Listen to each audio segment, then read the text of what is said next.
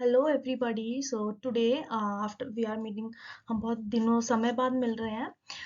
इस वीडियो में अब धीरे धीरे ना हम पूरा उत्तराखंड का एक पूरा ब्रीफ या फिर पूरा उत्तराखंड को डीपली जो भी उसके फैक्ट्स हैं, जो भी उससे रिलेटेड इन्फॉर्मेशन है, हम सब धीरे धीरे इंग्लिश में उसका कन्वर्जन फ्रॉम द परीक्षा वाणी से करते हुए चलेंगे। आज हम पहले पढ़ेंगे परीक्षा वाणी का सबसे फर्स्ट चैप्टर जो उसमें दिया हुआ है, एडमिनिस्ट्रेटिव ब्रीफ ऑफ उत्तराखंड। उसमें तो हिंदी में दिया है, मैंने इसमें इंग्लिश कन्वर्जन करके ये फिर आपके लिए बनाया है।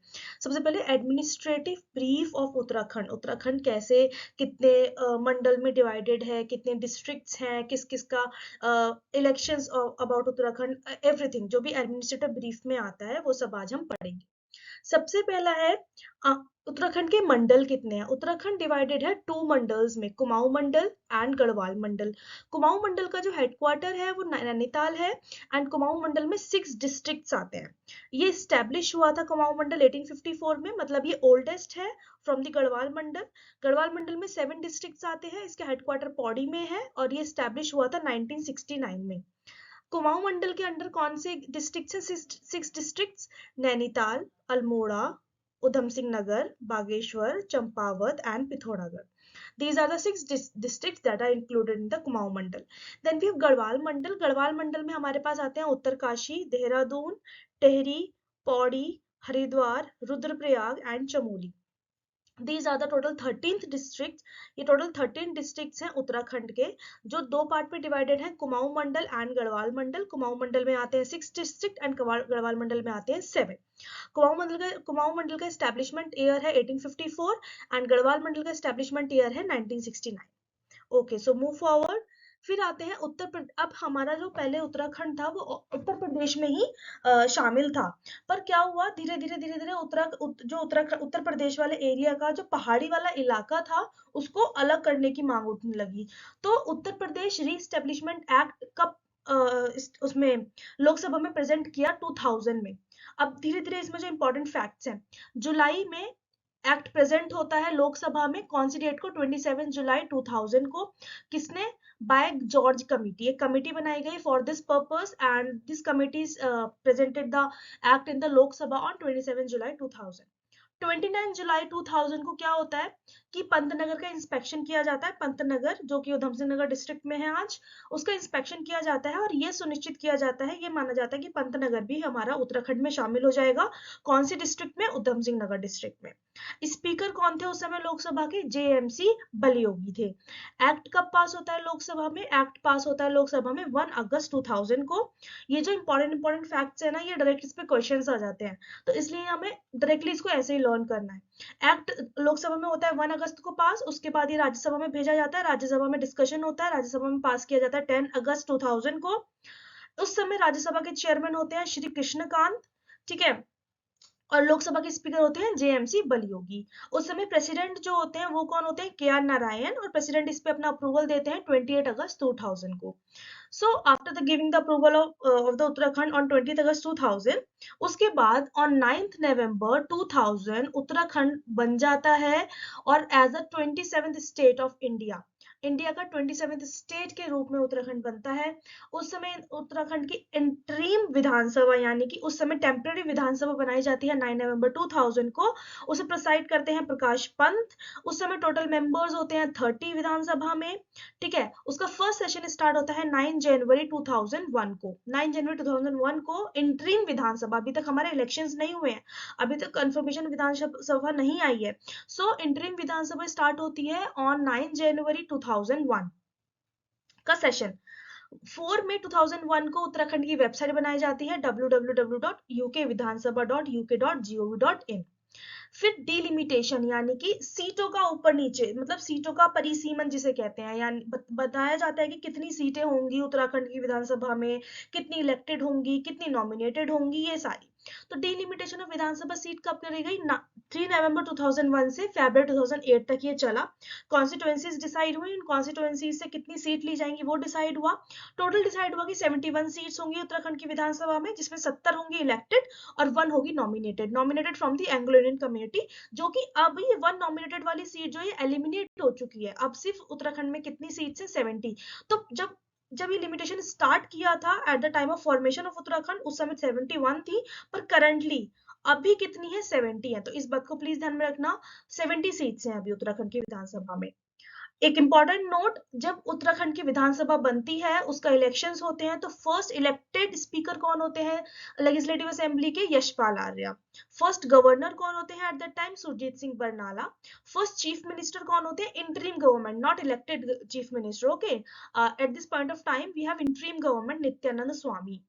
अगर पूछा जाए who is the first chief minister, then अगर उसमें मेंशन नहीं है कि इलेक्टेड है या इंटरिम है, तो आपको नित्यानंद स्वामी टिक करना है। अगर वहां पे स्पेसिफिकली मेंशन हो फर्स्ट इलेक्टेड चीफ मिनिस्टर, तो हमें वो एनडी तिवारी टिक करना है। Second chief minister interim government के ही कौन बनते हैं, भगत सिंह कोश्यारी। इसके बाद उत्तराखंड लेजिस्लेटिव असेंबली के इलेक्शन स्टार्ट हो जाते हैं। फर्स्ट इलेक्शंस होते हैं हमारे, फर्स्ट इलेक्शन की डेट है हमारी फेब्रवरी 14 फरवरी 2002। अब सारी डेट्स ध्यान में रखिएगा, और ये मतलब जो उत्तराखंड के इलेक्शंस है ना, वो फेब्रवरी के ही आसपास हो रहे हैं, ठीक है। फर्स्ट इलेक्शन होते हैं हमारे 14 फरवरी 2002 को। फर्स्ट लेजिस्लेटिव असेंबली फॉर्म होती है 15 मार्च 2002 को। फर्स्ट लेजिस्लेटिव असेंबली फॉर्म होती है, उस समय सारे लोग बैठते हैं। स्पीकर कौन चूज किए जाते हैं, यशपाल आर्य। वाइस स्पीकर कौन चूज की जाती है, विजय वर्धवाल। ये दोनों लोग फर्स्ट हैं, तो इसलिए ये इंपॉर्टेंट है। These both people are first, then this point is important, okay. ये भी first speaker Yashpal Arya and first vice speaker Vijay Barthwal, so they are important. फिर first chief minister, elected chief minister ND Tiwari, इसलिए ये भी इंपॉर्टेंट है, because he is the first elected chief minister who is ND Tiwari. Then second elections होते हैं 21 Feb 2007 को, 5 years बाद elections होते हैं, जैसे कि हमें पता है 5 इयर्स का टाइम गैप होता है between the two consecutive elections. Second elected speaker कौन बनते हैं उस समय, हरवंश कपूर। वाइस स्पीकर होती हैं अनुसुईया प्रसाद Maikhuri.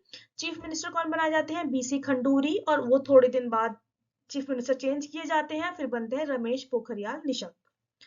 Third legislative assembly elections होते हैं 30 जैन 2012 को, after 5 years gap. Elected speaker हैं हमारे गोविंद सिंह कुंजवाल। अगर यहाँ पे मैंने वाइस स्पीकर मेंशन नहीं किया, तो इसका मतलब है कि उस पॉइंट पे वाइस स्पीकर की पोजीशन वैकेंट है। चीफ मिनिस्टर है विजय बहुगुणा। इस समय एक बहुत इंपॉर्टेंट चीज होगी, क्या होगी वो चीज, दैट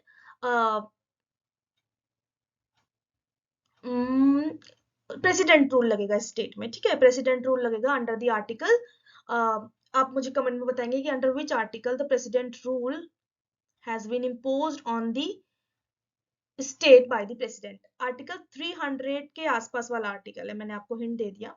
आर्टिकल 300 के आसपास वाला आर्टिकल है। तीन ऑप्शंस है, आर्टिकल 352, 356 और 360, ओके।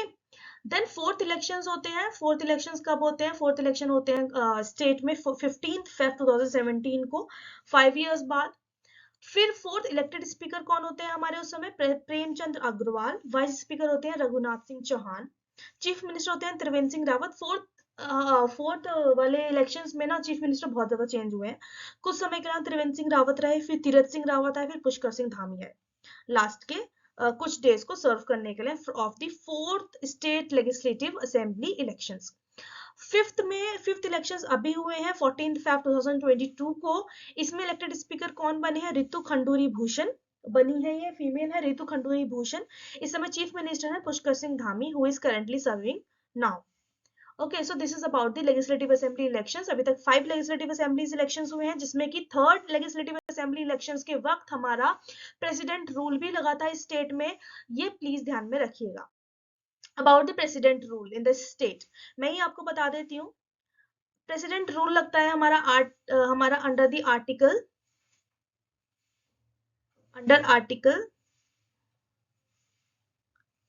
356 हमारा प्रेसिडेंट रूल लगता है, ठीक है। प्रेसिडेंट रूल लगा था हमारा स्टेट में 27 मार्च 2016 से 11 मई 2016 तक। पूरा 46 डेज का ये प्रेसिडेंट रूल था जो इस स्टेट पे इम्पोज हुआ था। और इस समय जो वो थे चीफ मिनिस्टर थे, वो कौन थे, वो हमने प्रीवियस स्लाइड में देख लिया। प्रेसिडेंट इस समय कौन थे, प्रणब मुखर्जी थे। ये बहुत इंपॉर्टेंट है, कभी कभी ये डेट सीधी उठ के आ जाती है कि प्रेसिडेंट रूल की डेट क्या है स्टेट में और प्रेसिडेंट रूल कितने दिन का लगा। और there are some facts about the Uttarakhand. Uttarakhand के कुछ फैक्ट्स। उत्तराखंड का नाम 31 दिसंबर 2006 तक उत्तरांचल रहता है। उसके बाद उत्तराखंड का नाम को क्या कर दिया जाता है, उत्तराखंड में चेंज कर दिया जाता है फ्रॉम 1 जनवरी 2007। 31 दिसंबर 2006 मतलब जब से उत्तराखंड बना था 9 नवंबर 2000 से 31 दिसंबर 2006 तक नेम रहता है स्टेट का उत्तरांचल।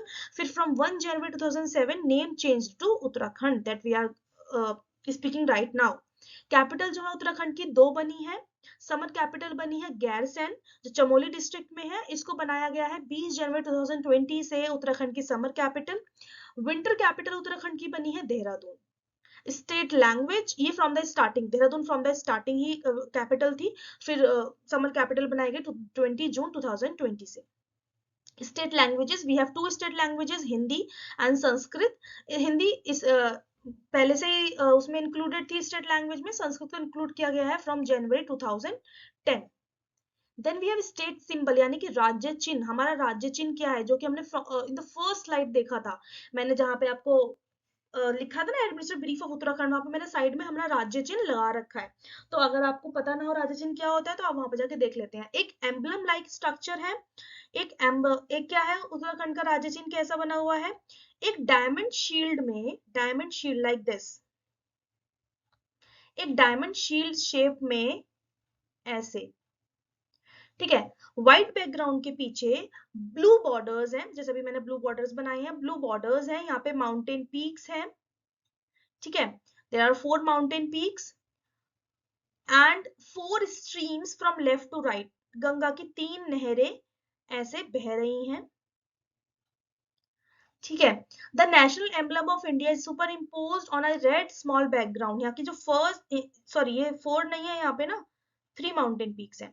सो जो बीच वाली माउंटेन पीक है इस जगह, यहाँ पे क्या है, यहाँ पे थर्ड वाली बीच वाली माउंटेन पीक में यानी कि सेकंड माउंटेन पीक पे, यहाँ पे क्या है, नेशनल एम्बलम, हमारा जो नेशनल एम्बलम है ना अशोक चक्र, वो यहाँ पे बना हुआ है, ठीक है। और नेशनल एम्बलम के रेड कलर में बना हुआ है, उसके नीचे लिखा गया है सत्यमेव जयते, सत्यमेव जयते, ठीक है।